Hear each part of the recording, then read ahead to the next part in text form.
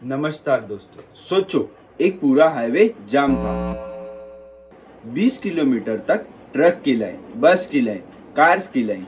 College भी बंद थे, हॉस्पिटल भी बंद थे। पर क्यों? ये था नागपुर का बिगेस्ट फार्मर प्रोटेस्ट, जहाँ हजारों किसान अपना सब कुछ छोड़कर सड़क पर उतर आए थे अपने हक के लिए।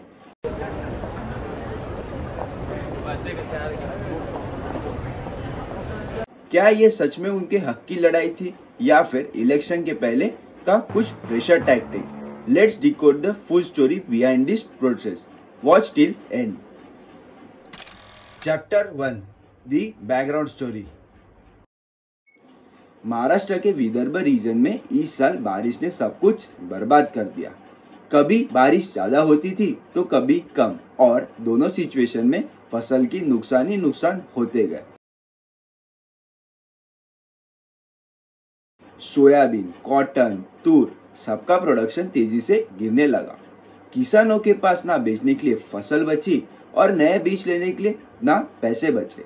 पिछले कुछ महीनों से उन्होंने हर दरवाजे खटखटा के देखे, bank, insurance office, local administration, पर हर जगह से बस उनको एक ही जवाब मिला, कमेटी बन रही है। और तब उन्होंने डिसाइड किया कि अब हमें हमारे हक के लिए सड़क पर उतरना ही पड़ेगा।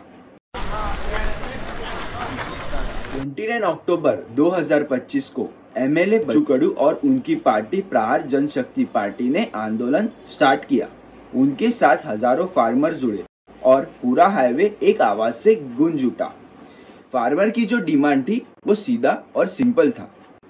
किसान कर्ज माफी, फार्म लोन वेवियर, फसल नुकसान मुआवजा, क्रॉप लॉस कॉम्पेंसेशन, न्यूनतम समर्थन मूल्य की गारंटी, एमएसपी गारंटी, असमय बारिश राहत कोष, अनसीजनल रेन रिलीफ फंड।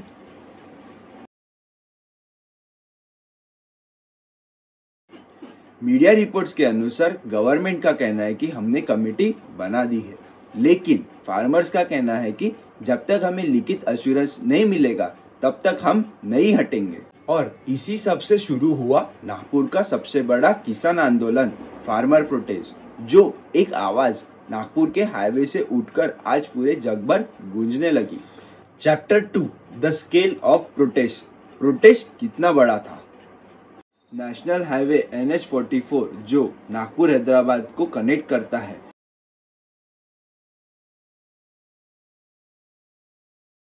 29 अक्टूबर को पूरी तरह ब्लॉक हो गया था।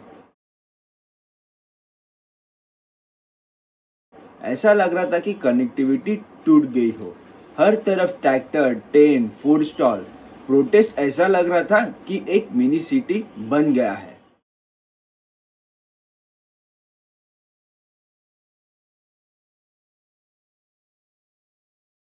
सीन इतना इंटेंस बना कि नागपुर पुलिस को खुद आगे आना पड़ा।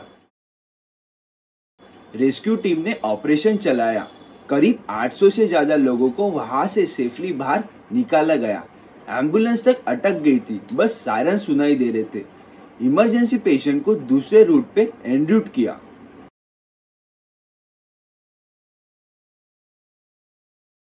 ये सब देख के लोग कहते रहे कि ये बस एक लोकल प्रोटेस्ट है, पर ये प्रोटेस्ट एक स्टेट लेवल प्रेशर मूवमेंट बन गया था।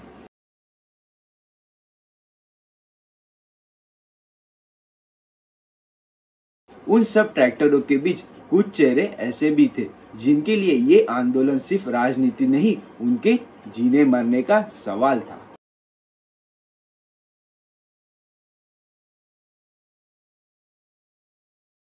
Chapter 3, the farmer story. Farmers की कहानियां सुनो। जब आप ग्राउंड लेवल पे किसी फार्मर से बात करोगे ना, तब आपको समझ आएगा कि ये प्रोटेस्ट सिर्फ एक पॉलिटिकल एंगल नहीं है। ये उन लोगों की कहानी है जिनके लिए खेती एक प्रोफेशन नहीं बल्कि जीने का तरीका है। ये कुछ शॉर्ट स्टोरीज है जिससे आप फार्मर की सिचुएशन रिलेट कर पाओगे। बने रहिए।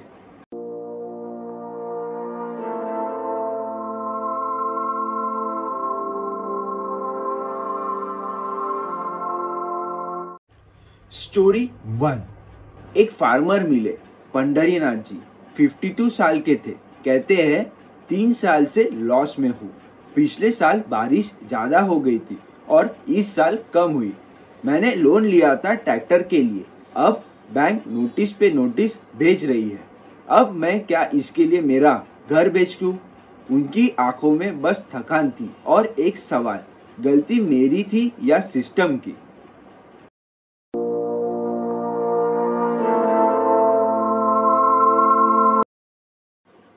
स्टोरी 2, एक यंग फार्मर। एक यंग फार्मर, हार्डली 25 साल का एज होगा। कहते हैं फॉर्म ऑनलाइन भरने को कहते हैं, पर हमारे गांव में नेटवर्क ही नहीं आता। जब सब्सिडी के लिए फॉर्म भरते हैं तो इनकी साइड ही लोड नहीं होती, और जब फॉर्म रिजेक्ट होता है तो पूरा ब्लेम हमारे पे आता है कि फार्मर की गलती थी।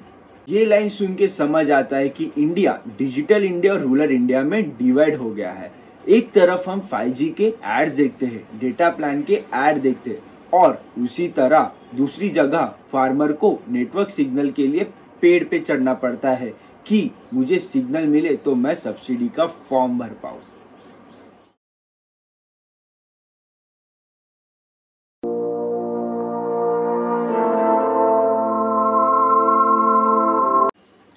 स्टोरी 3, कुछ महिला फार्मर। कुछ महिला फार्मर कहती है कि दिन भर खेतों में मेहनत करते हैं हम, पर MSP मिनिमम सपोर्ट प्राइस का फायदा कभी मिलता ही नहीं। ये एक प्राइस होती है जो फिक्स होती है क्रॉप्स के लिए। बीच में दलाल सब पैसा खा जाते हैं। सरकार कहती है कि डायरेक्ट बेनिफिट ट्रांसफर मिलेगा, पर वो पैसा कभी ही आता ही नहीं है। ये कहानी कहती है कि फार्मर्स को पैसे नहीं बल्कि उनको उनका हक चाहिए। उनको सब्सिडी नहीं बल्कि इज्जत और न्याय चाहिए।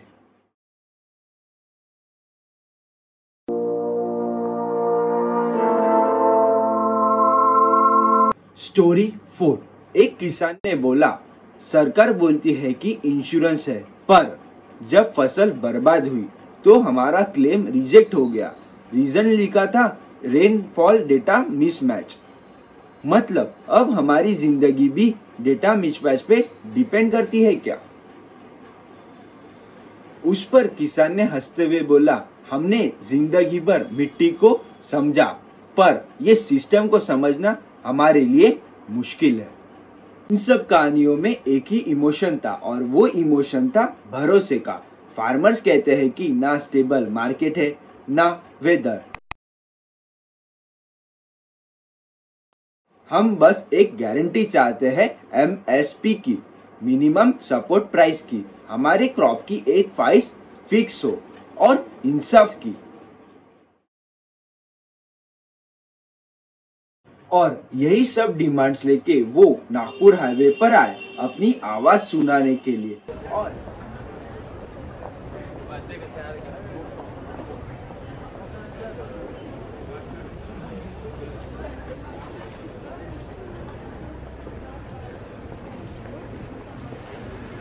और ये किसानों से तरफ से एक SOS सिग्नल था कि हम भी जिंदा हैं, हमें पर भी सुना जाए।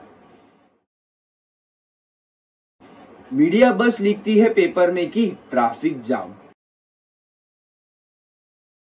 पर उस जाम के पीछे 10 लाख किसानों की आवाज छुपी है, उनका दर्द छुपा है, उनकी कहानियां छुपी है।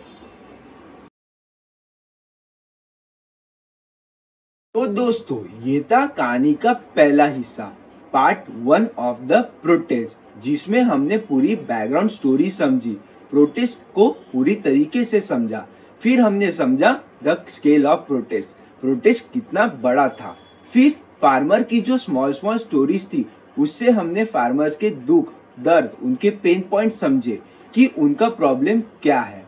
और हाँ, पार्ट 2 अभी बाकी है, जिसमें हम समझेंगे पॉलिटिकल एंगल क्या था, प्रोटेस्ट की जो पॉजिटिव और नेगेटिव साइड, हर चीज की पॉजिटिव नेगेटिव साइड दोनों होती है, वो भी हम पार्ट 2 में देखेंगे। और हाँ, एवरी स्मॉल टॉक काउंट्स, और मेरे चैनल को सब्सक्राइब करें।